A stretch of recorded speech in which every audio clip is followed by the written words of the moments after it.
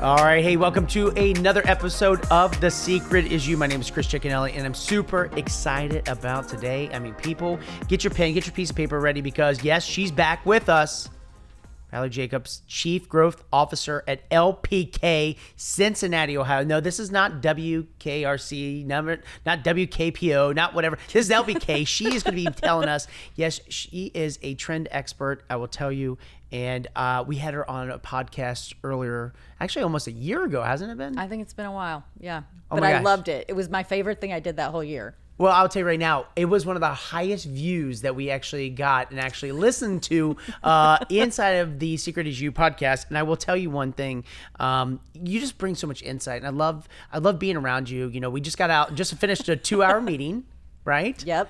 And we were really talking about, you know, different ideas, different things that were going on and different trends that are happening in the world today. And I'm super excited about having you part of the show today. Well, I am thrilled to be here. And I just want to tell you, I loved the book. Oh, you read? See, I love when people sit back and they say they read the book. So you read the book? No, I read the book every page. Okay. And some of it twice. Okay. So not only are you a badass because of what you do, being this just a powerful woman that you are, and I love the fact that, you know, Chief Growth Officer too, but also you're a great friend. So to be honest, you think it was it an okay book? I loved it. Okay. I want to talk to you about the book. Okay, all right.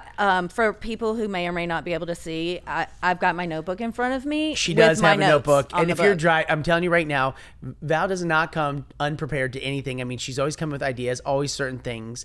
And, you know, let's okay, so if you read the book, so you kind of know some of these chapters, right? So right. All right. So first of all, I know everybody's wanting to know what the hell is a kind of a growth officer? What is this kind of futuristic kind of job and mindset? Because people are probably listening and thinking that you're probably some like clairvoyancy, some psychic, whatever.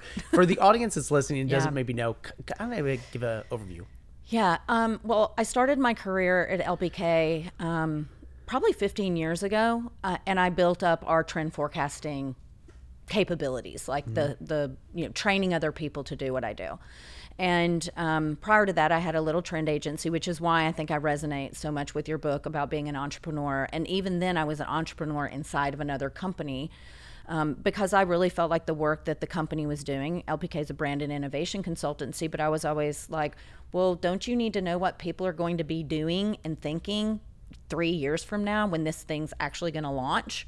And I'm like, you can design things for today, but they sometimes don't get in the world for several years. And I'm like, you need to be thinking about the future and what people want in the future so that when that thing lands, it's what people want and not tired. Yeah. You know, it's kind of interesting because when I heard your title when we first met, I'm thinking, I've been doing marketing since 1997, right? I have never heard of a futurist. I never heard of trend spotting or, you know, any of that kind of stuff. Like, I've never heard of it. Is this something that you just decided one day you were going to do? I mean, like, when you think about a job like this, I will promise you, it was when I heard you say this to me, I'm like, oh my gosh, I got to have one of those. I mean, I have somebody who buys digital, I have somebody that does this, but I've never had somebody that does like forecasting trends and what's going on.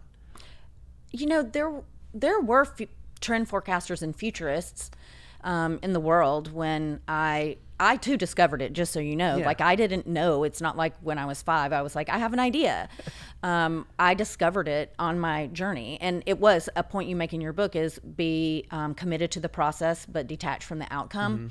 Well, I went to grad school. I was committed to the process. I said, I'm going to go to fun every day. I was in design school, and I thought I was going to be a fashion designer. But I discovered trend forecasting while I was in school, and I was like, wait, this is the outcome I now want.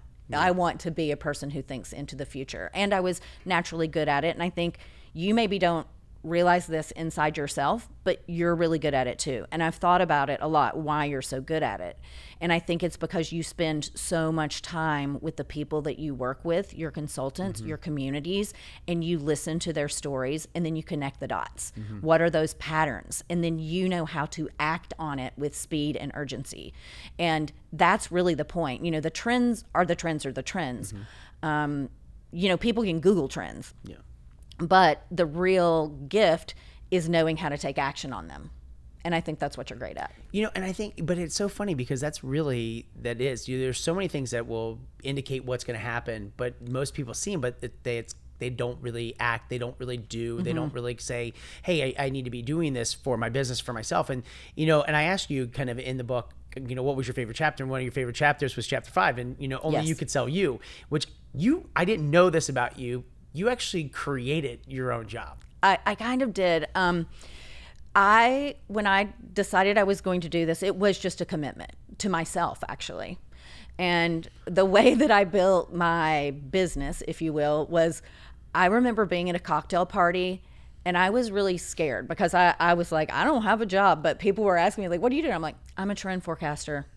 And so you talk a lot about like, dressing for the role you want, not the one you have, or, proving that you have value. And I really just had to have that confidence in myself to speak the words. Then what I was able to do was people were like curious, what is that? And then I was able to start educating people.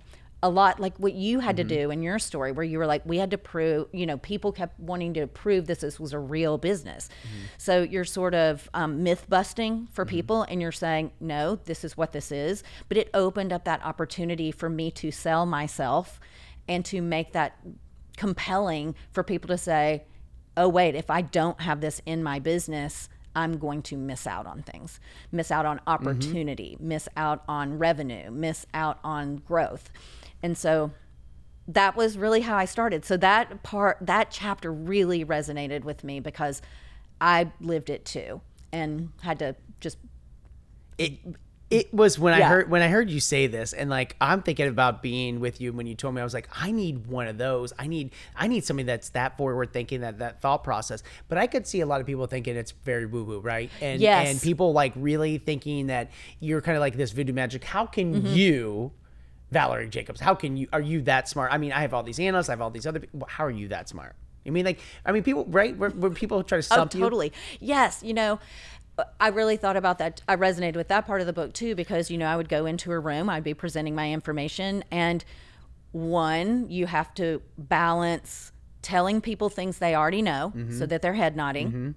Then you kind of walk out one more little step and get to that point where you're telling them things that they don't know. You build that trust by getting the shared information out there and then keeping pushing. But there was always one in the room that I had to overcome that wanted to provoke and act like they knew more than I did. And I'm like, that's great, but I'm dedicating all my time to this. And so I am the expert.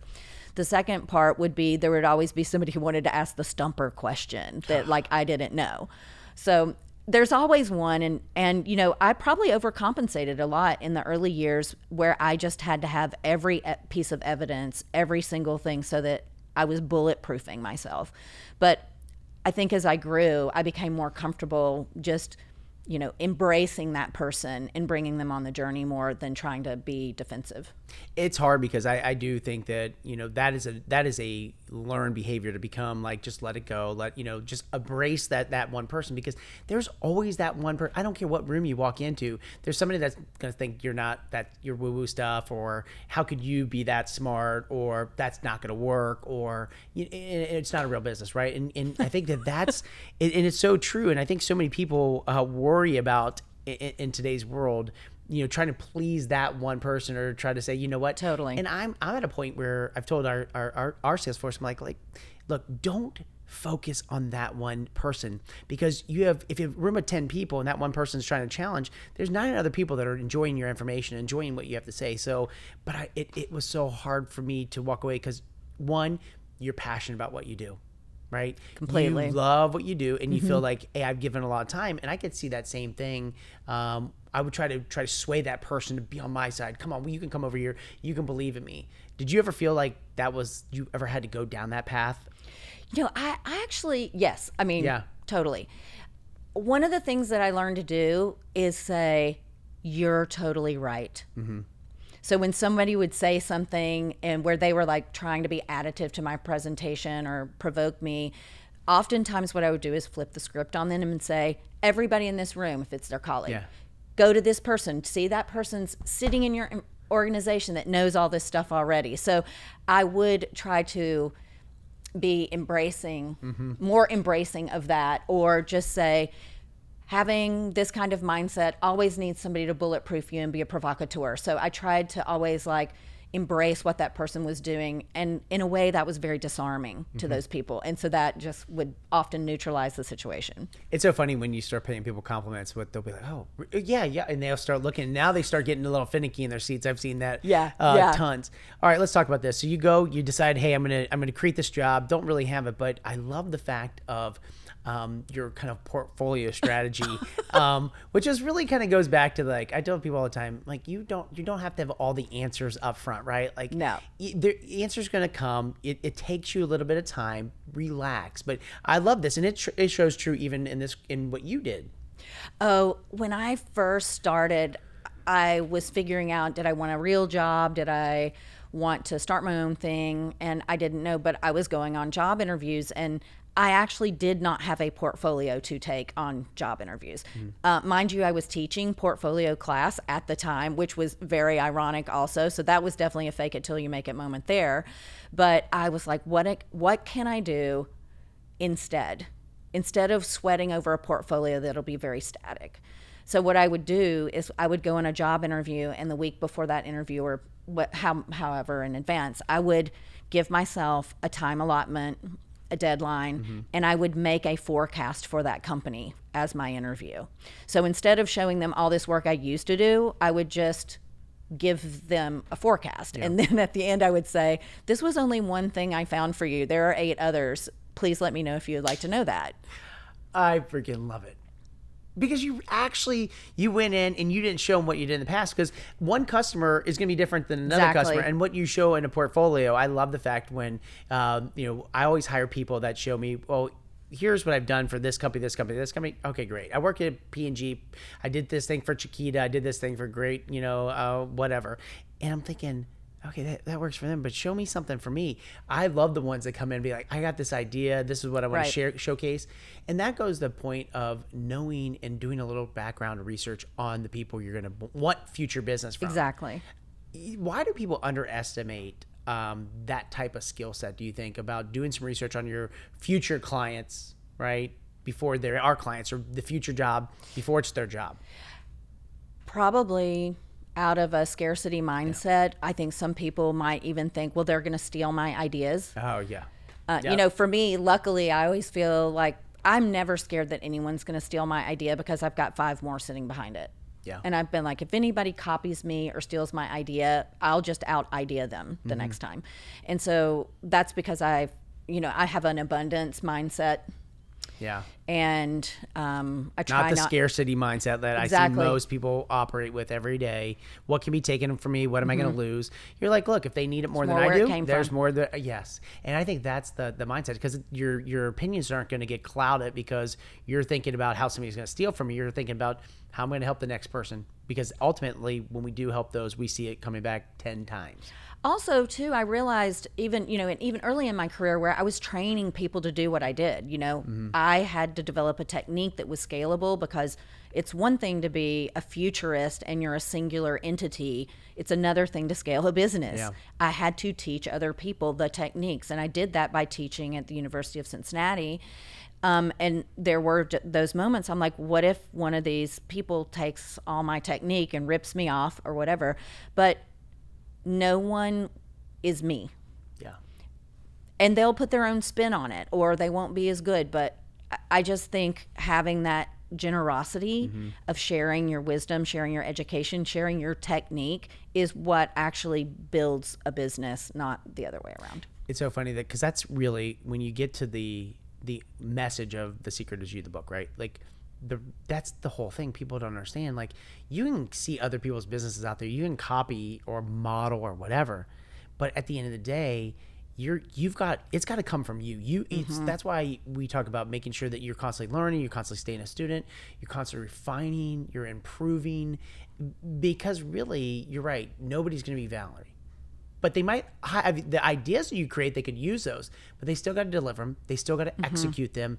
They still got to bring them to life. So when you think about, after you read it, do you feel like you're right? This is something I want my people underneath of me to understand, is that, look, there's great tools out there, but you got to be able to leverage them, but you have to leverage them from yourself first. Right. They have to have their own authentic spin on it. Yeah. I It's think important. I think that's a big thing today when we start talking to people is like, how do they find the best version of themselves first? Right. And it's okay to imitate other people while you're developing your own style. You know, I wanted the people working for me to imitate my technique, and as they grew, then they can put their own point of view and own style into it. And that's sort of reminds me of the concept in your book where you're like, look, you have to customize XYZ. You have to know your consumer. You have to be able to riff. You have to have your own, the things that feel authentic to you when you're in that interaction. And I think, you know, but when you're learning, a lot of it is technique. When you're learning, a lot of it is imitation. And that's when I started realizing fake it till you make it is you're imitating someone until it becomes yours. Yes. And that's okay in the beginning. It 100%. I think it's perfectly fine in the beginning. I think so many people worry about it, you know, and I always also think too, when people are listening to the different, you know, things I talk about, I'm like, believe it till you become it, right? Yes. I think it's so hard because we don't think we can do it, and then it doesn't manufacture into what we thought. And you make a lot of points about practice, repetition, discipline. And that's that same part of the technique and getting good at something first. All right, being a trend forecaster, kind of seeing what's going on in the world. What are some? Can you just is there anything that, you know? It doesn't have to be pure romance related. It doesn't have to be, you know, what's going on? What's happening with consumers right now? Well, what's really interesting is, you know, everybody says that the pandemic accelerated things by 5 years. You even make the point in your book too. I think it's made us have to almost do our trend forecasting in a shorter time frame. So it's not only like what do I think customers are going to be wanting, or what are their lives going to be like in a year? It's like, what are their lives going to be like next month? And so it's sped up the cycle of the need. But there are some big themes that I think came out of this time period. I kind of feel like we're going to be in a little bit of a rubber band moment right now. It's like there's a lot of pent up energy. A lot of people now want to get back together and see people and go back to the old ways. But I think it's going to kind of be like a boomerang. They're going to go one way.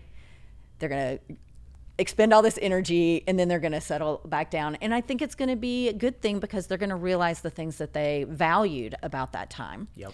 So I am watching for those signals right now. Like, what kind of rubber band are we going to have? I think people learned a lot about what was essential during this. I think they learned a lot about self-care. And so I do think whatever those things were, whether it was getting into gardening or being outside more, or actually, you know, advancing their self-care routine, I think those are going to be important things that people will want to return to. I think people developed a lot of habits during the pandemic that they want to stick.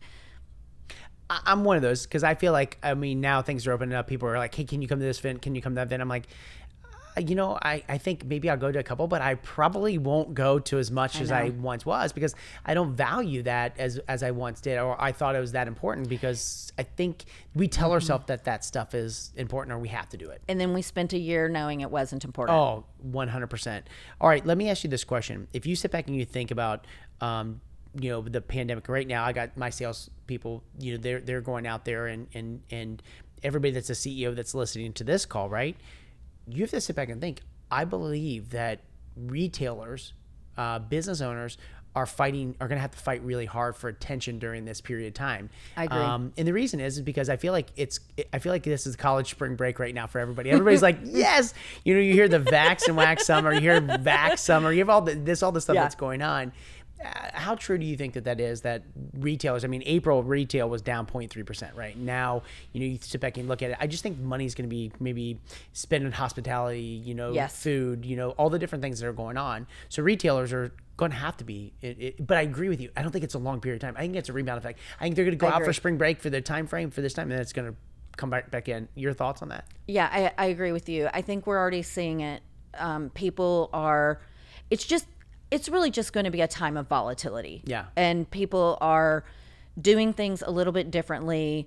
The previous change was kind of like overnight, but in some aspects, I think I'm having the other way now, because now I'm out 7 nights a week, but it's because everybody I haven't seen in a year wants to get together, but that's not going to last for long. So I just think, look at it as a time of volatility and some change. And then I think people will settle back in. But, one of the points you make in the book that was really, I think, the point of the book is that the secret is you.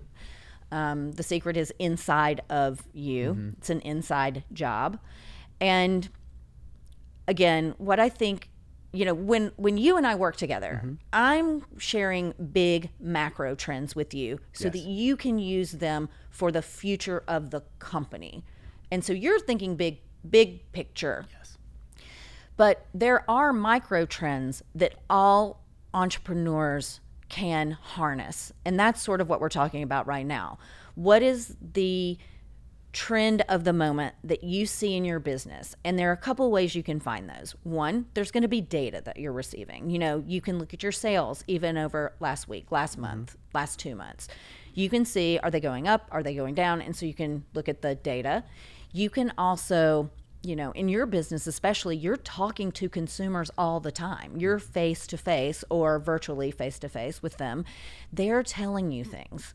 So that's the first thing I would think about. It's like, I would call it in my business the bibliography, but it's like, where am I getting my information is all that is. Is it data? Is it talking to my friends? Is it talking to my consumers? Is it reading a blog or whatever? So those are your sources.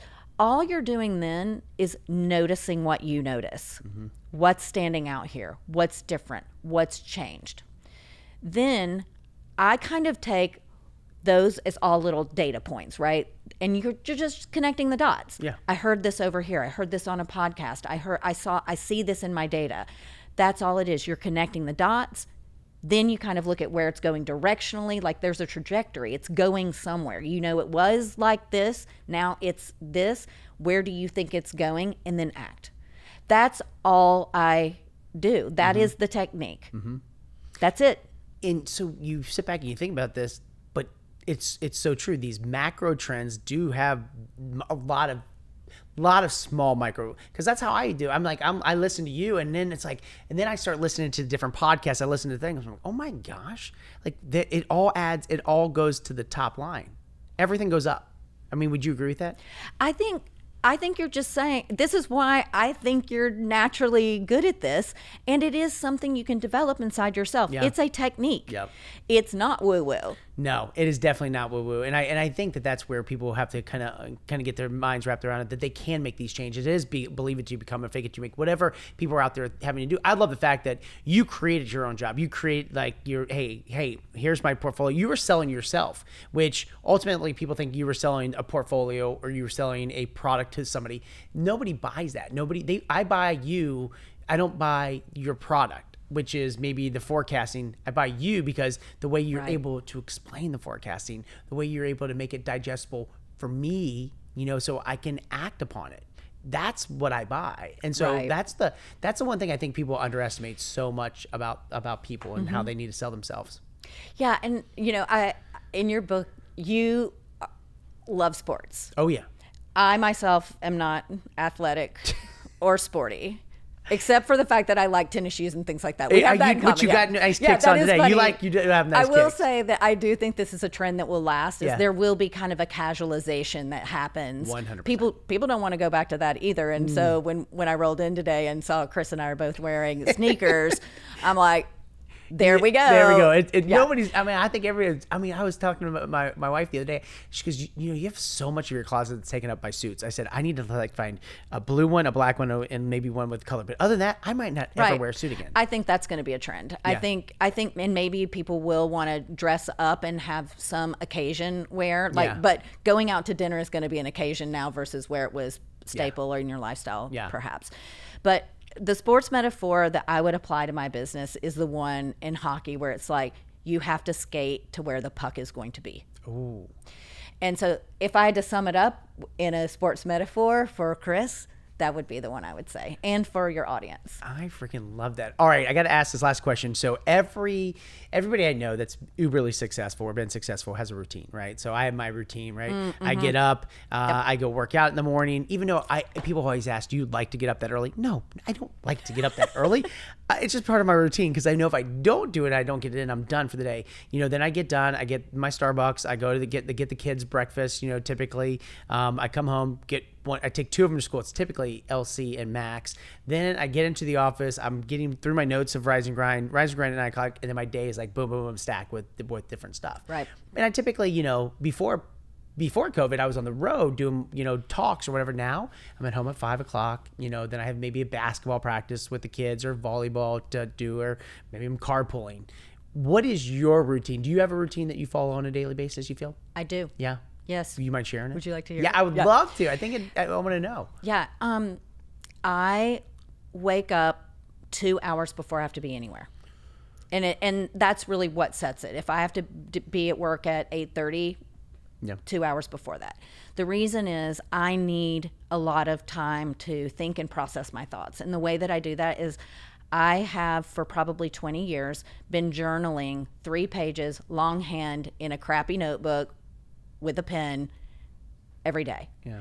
And I have like a little box full of these and my little crappy notebooks, but that is the single best thing for me to understand what's on my mind, is to actually see it pen to paper. So first thing, get up, make a cup of coffee. I do my 3 pages longhand. I might look at the media, a little bit on social media, a little bit of news media to just kind of ground myself in what's happening in the outside world. Then, I get ready and hit the ground running. And then the other thing that I do try to do is I really value deep work. Again, a lot of my job is based on the ability to find space and time to think and write and create forecasts for people. So I do try to every week, as much as possible, carve out that time for me to do deep work, which is putting the most meaningful stuff first. And then also following my energy a lot. So I think better in the morning, so I try to put that in the morning. And then I have a shutdown ritual, which is at the end of the day, I just feel like I need everything in its place. And then I like literally shut down because I needed that or I'll keep go. Yeah. And so I literally have like 4 steps. It's kind of like I put it there. It's like a downstay with a dog. I'm like, work is done. Yeah. Stay. Yeah. And then what I like to do in the evenings, which is hang out with my friends and socialize and fill up my tank with other people and in conversation. Ideas. I just love talking to people too. And you know what? And I truly appreciate that. I appreciate you sharing that because it is. I think everybody needs that routine. They have to have something that. I love the fact that you have to have an area that fills up your cup. We have to have an area that kind of rejuvenates us. And that's I don't get much time, probably you don't either, by yourself. And when I get my time by myself, you need it. And I think everybody has to have that recharging moment. I got to do a better job. I need to do a better job of making it sit. I need to shut it off. I love the fact that I might have to take that as a consideration of doing that. Sit, work, sit. Stay. Good work.